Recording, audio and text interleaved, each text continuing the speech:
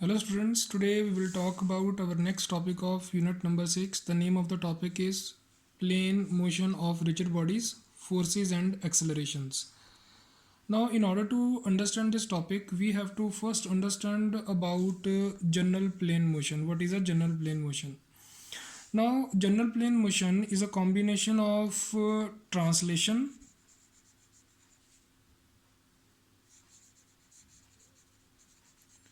and rotation. We have learned about these two motions earlier, about translation and rotation in the previous videos. Now, if we have to understand about general plane motion, then one thing to understand that in general plane motion, both these motions happens simultaneously. So let us understand with this particular example. Now over here, this dashed circle is showing us the first position of a wheel rolling on a surface. Suppose a wheel is resting on a surface. So it at this particular position right now, suppose it is at rest. So for this particular position, we have shown one radius of this particular wheel. The center of the wheel is marked as A1 and one point is taken on its diameter, that is B1. So we have its radius A1 B1, which is shown vertical over here for first stage of the wheel. Now suppose wheel started rolling. So from this particular position, after rolling, wheel reached to a new position, and if you will observe this particular position, we have named its center A2 because the previous position is changed. The previous position was labeled as A1. So now after rolling, this position has changed, so we have labeled that point A2. Now when wheel will rotate, this particular point on the diameter of the wheel will also rotate during the rolling motion. So suppose earlier this point was at this particular point on the diameter, but when the rolling when it rolls, so what will happen, that point will shift to a new position on the diameter. Let us say that point is B2. So it means this particular line shown earlier as vertical, now right now it is oriented at some angle. So the new position after rolling is this particular diagram shown, and we have new position for that radius A2 B2. Now this particular motion is called as general plane motion. So rolling wheel is the best example. Now as I said that this particular motion, general plane motion, is actually the combination of translation and rotation. So let us understand how it is combination of translation and rotation. Now suppose this is the first position of the wheel, and I want this position of the wheel after some time, after the rolling operation. So let us divide this rolling operation into translation and rotation. So first of all, we will do the translation of this particular wheel. Then after that, we will do the rotation of that wheel. So now observe this particular diagram. This is the first position shown for the wheel, means this position is this one. This is the first position. Now as I said, first of all, do only translation.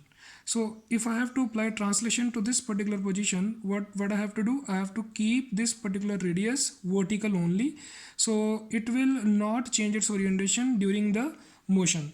So I can say that I will slide this wheel. I will slide this wheel from this point to this point. So wheel is not rolling. It is just slided from this particular point, to another point. Fine. That is the final position.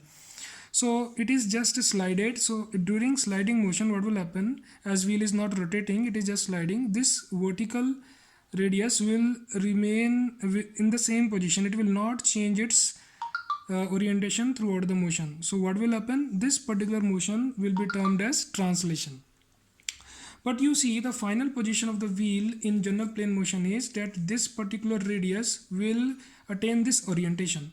So after doing the translation to this particular motion, what we will do, to this particular position, what we will do, we will use rotation now. So to this particular position, if I want to apply rotation, then what will happen, this A2 will remain stationary, but B1 will rotate about A2. So B1 will travel as B1 is rotating about A2, so it will change its position. Slowly it will come to this particular point. So that position is shown here, plus rotation. Translation plus rotation means A2 is kept stationary. Only B1 is rotating about A2. So it will reach to the new position. Now you see, this is the final position we are getting for this particular wheel. You see, we have explained that general plane motion is actually a combination of translation and rotation.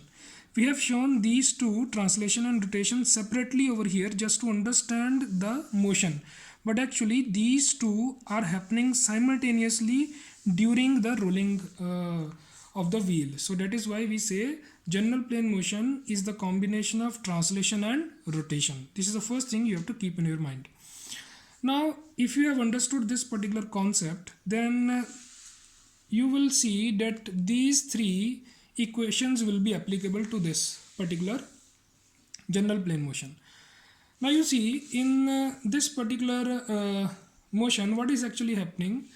Particles are covering some distance along x direction as well, and along y direction as well, and there is a rotation of the particles also about its center of gravity or about some fixed axis. So based on that saying, there will be three equations applicable. First will be, that is summation f is equal to ma, means summation fx is equal to summation f effective. Effective means either there can be motion of the particles, that will be ma, or there can be no motion, that will be equal to 0.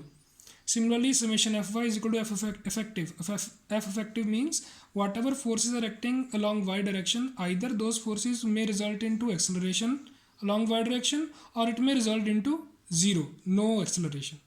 Then the third equation which is applicable to general plane motion is that because of this rotation, what will happen? There will be change of angular momentum of the particles about the center, about the fixed axis. So third equation which will be applicable to this concept is summation m, means if I take the moment of all the forces acting in that particular motion, that will be equal to rate of change of the angular momentum of the particles or of the rigid body, you can say, and that will be equal to I bar alpha, where alpha is the angular acceleration of the body and I bar is its moment of inertia.